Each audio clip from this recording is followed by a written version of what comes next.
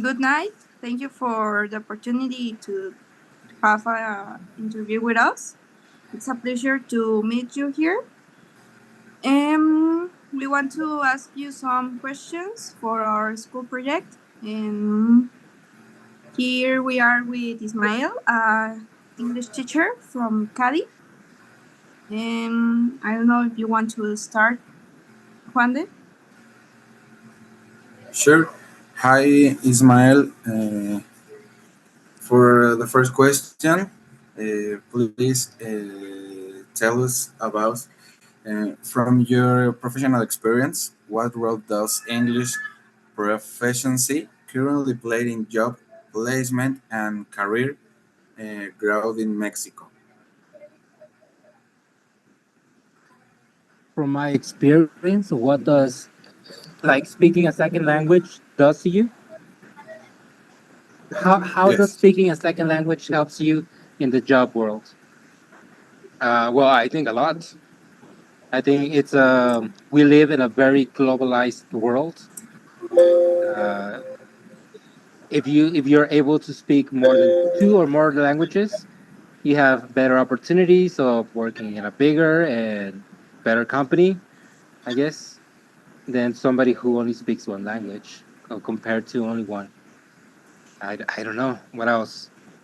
In my experience, for example, I have never really suffered. I grew up speaking English, and when I decided to teach English, for me it was very easy to find jobs. And throughout my whole career, it's been pretty easy just because I speak two languages. Uh, I don't know in the industry world, but I imagine it's similar. If you're able in the industry world, if you speak two or more languages, it's easier. Thank you. Next question is what kinds of job opportunities do you believe are the most limited or inaccessible when a person lacks an adequate level of English? Okay, you need to repeat the question, please. What kinds of job opportunities do you believe are the most limited or inaccessible when a person lacks an adequate level of English? So your question was, what jobs are the most limited or inaccessible when you don't speak English? English, yes. Okay, okay, I understand. Well, I would say like a management job. If I'm thinking that you are thinking about people who want to work for the industry or for a company, for a global company, and those people would not be able to get um, those people would not be able to get jobs in management. They would only be able to work in the process or production area of the company, I guess, or in the lower levels of the company. Did I answer your question? Yes. Okay, the third question is, in your opinion, is there a significant gap between the level of English required by companies and the level with which graduates usually leave universities? Okay, I think that I understood this one better. Yes, there is a really big gap. I I work for the University of Guanajuato, and I I see or I know what the level is, but I also have private students. My private students are usually, hold on a second, let the bus pass. My private students are usually uh, people who already work for the industry, and they want to improve their English because the company requires them to speak English and speak better English or more fluent. So they come to me and we practice and we improve because they usually have a lower level than what the company expects or needs. Okay, thank you.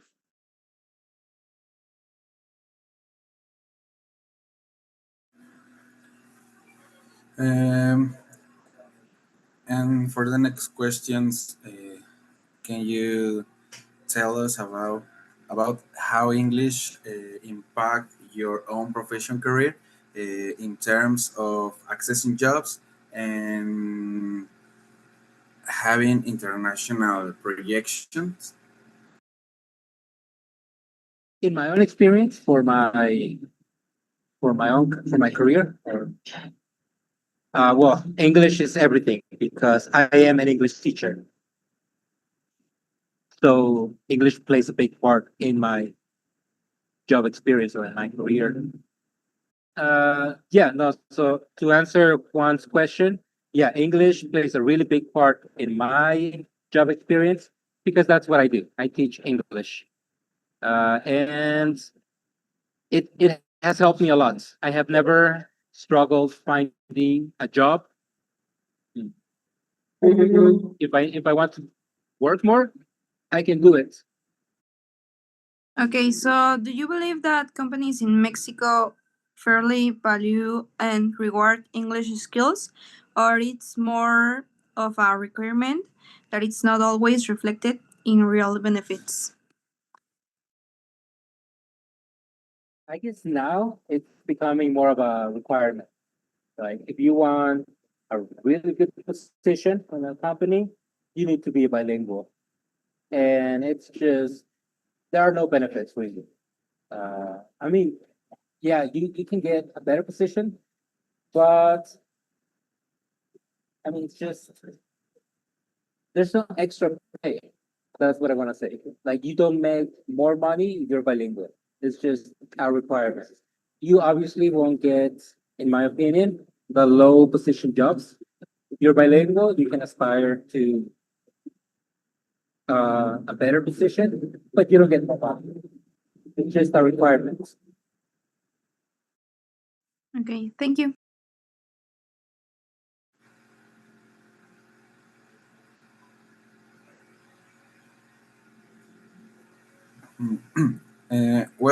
Ismail, how accurate do you consider the common belief that English is essential for success?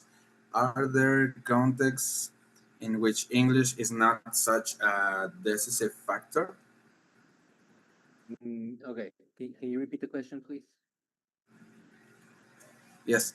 How accurate do you consider the common belief that English is essential for success? Are there contexts in which English is not such a decisive factor?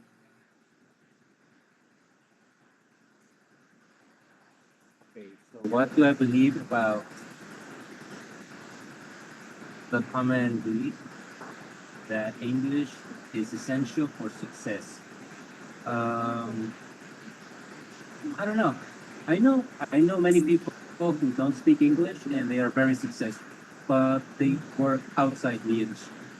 They they're musicians, they're artists, they're I don't know, they own a business. Uh, where if you're bilingual, it doesn't matter. If you're not bilingual, it doesn't matter. So I know many people who are successful, but they don't speak English or they're not bilingual. But I also work with a lot of chemists, and they have to be, they must be bilingual. They need to know how to write in English, at least, right? And read in English, or have a high proficiency in reading and writing. It depends on what you do, I think. Uh, some jobs require more knowledge.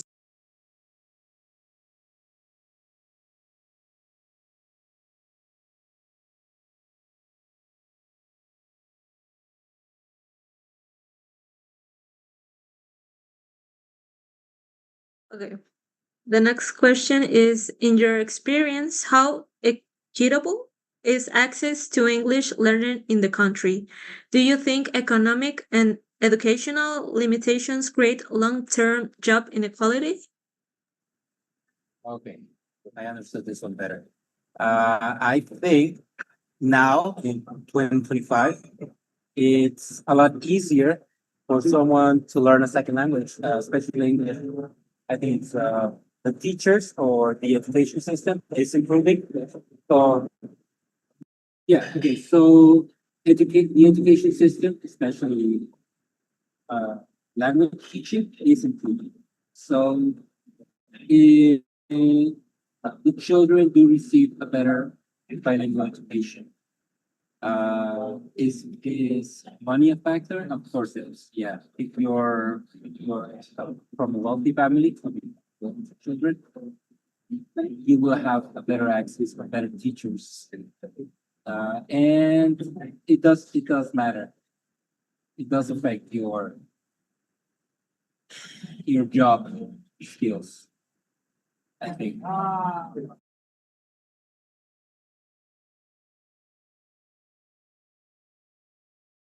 How do you envision the relationship between English and job opportunities evolving in the next 10 or 20 years in Mexico? And could another language gain similar relevance, like Chinese or French? I don't know. I think just as today. Well, okay, so let's here in Guanajuato, we have a lot of foreign companies. Those companies, most of them require you to speak English, German, Japanese, a second language. So that's only going to grow. Or if it doesn't grow, it's going to stay at least the same. So there will always be a relationship between English and job opportunities here in the States. It's not going anywhere. As for another language, uh, I would say maybe Chinese or Japanese. There are many Japanese companies here in Guanajuato, right? I imagine the strongest economy would be China. So maybe in the future, maybe in the next 10 years, we'll see more Chinese companies around Guanajuato, and Chinese will become a more important language. But I don't think none of them will pass English. I think English will remain the main language just because of our closeness to the United States. Well, thank you for coming today. It was nice to talking to you and have a great night.